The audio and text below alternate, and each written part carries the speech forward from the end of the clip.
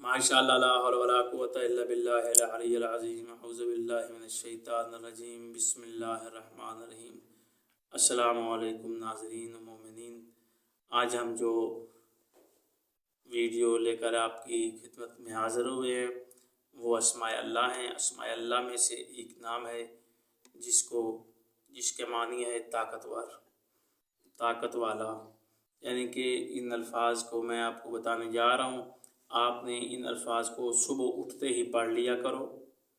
सुबह जैसे ही आप बिस्तर से उठोगे इसको पढ़ लो, या याद न रहे तो नाश्ता करने से पहले पढ़ लो, नाश्ता करने के बाद पढ़ लो।